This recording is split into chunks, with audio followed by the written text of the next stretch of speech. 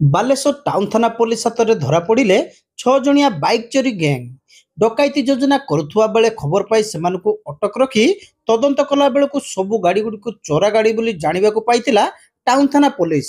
ଗତକାଲି ଅର୍ଥାତ୍ ଶୁକ୍ରବାର ଦିନ କିଛି ଅସାମାଜିକ ବ୍ୟକ୍ତି ଟାଉନ ଥାନା ଅଧୀନ ବାଲିଘାଟ ପୋଲ ତଳେ ରୁଣ୍ଡ ହୋଇ କ'ଣ ଯୋଜନା କରୁଥିବା ବେଳେ ପୋଲିସ ବିଶ୍ୱସ୍ତ ସୂତ୍ରରୁ ଖବର ପାଇଥିଲା। ଖବର ପାଇ ପୋଲିସ ବାଲିଘାଟ ପୋଲ ପାଖରେ ପହଞ୍ଚି ଯୁବକ ମାନଙ୍କୁ ଅଟକ ରଖିବା ପରେ ସେମାନେ ବ୍ୟବହାର କରିଥିବା ଗାଡ଼ି ଗୁଡ଼ିକ ଚୋରା ଗାଡ଼ି ହୋଇଥିବା ଜାଣିବାକୁ ପାଇଥିଲା। ଏଥିସହିତ ସେମାନଙ୍କ ନିକଟରୁ ମାରଣାସ୍ତ୍ର ସହିତ 2ଟି ବମ୍ବକୁ ଜବତ କରିଥିଲା ପୋଲିସ। ଆରକ୍ଷୀ ଅଧୀକ୍ଷକ ସାଗରିକା ନାଥଙ୍କ ତତ୍ତ୍ୱାବଧାନରେ ସିଟି ଡିସିପିଙ୍କ ନେତୃତ୍ୱରେ ଏକ ସ୍ପେଶାଲ ଟିମ୍ ଅଧିକ ତଦନ୍ତ କରିବା ପରେ ଏହି ଗ୍ୟାଙ୍ଗ ଲୋକମାନଙ୍କୁ ଅଟକାଇ ବାଇକ୍ ଛଡ଼ାଇ ନେବା ସହ ଛିନତାଇ କରିବା ଭଳି ଘଟଣା ସାମ୍ନାକୁ ଆସିଥିଲା।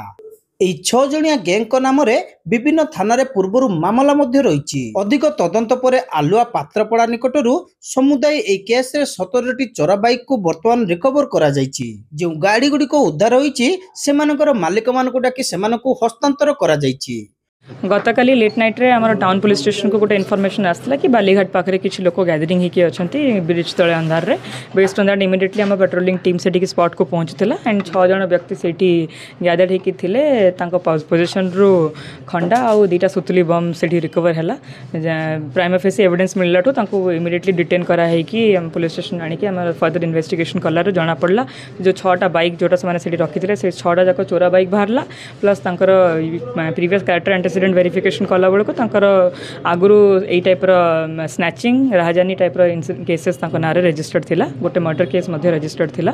तो फर्दर इन्वेस्टिगेशन कलाठू आलुआ पात्रापड़ा पाखु टोटाल आमर ये केस 17टी चोरा बाइक बर्तमान रिकवर होती जोटा कि आम फर्दर ओनर्स मान को डाकिचु हैंड ओवर करने एम जो एरियाज गुड़ाक बालेश्वर और भद्रक एरिया बाइक गुड़ाक मोस्टली चोरी होती एंड एम यूजुअल मोडस ऑपरेंडी से रोचे कि मैंने गाड़ी अटकई गाड़ी स्नैचिंग करछंती किंबा मार्केट स्पेस हाट कोर्ट प्रेमाइसेस ए एरिया गुड़ाक गाड़ी चोरी करछंती।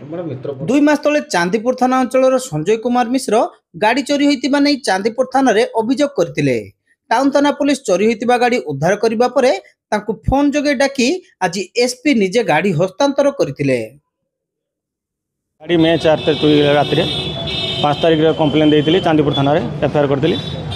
गत गुरुवार दिन एसआई सार फोन कले टाउन थाना आप गाड़ी मिली आसतु मो कागजपत्र नहीं आसिली आज गाड़ी पाइले बहुत खुशी अच्छी पुलिस डिपार्टमेंट भरोसा अच्छी।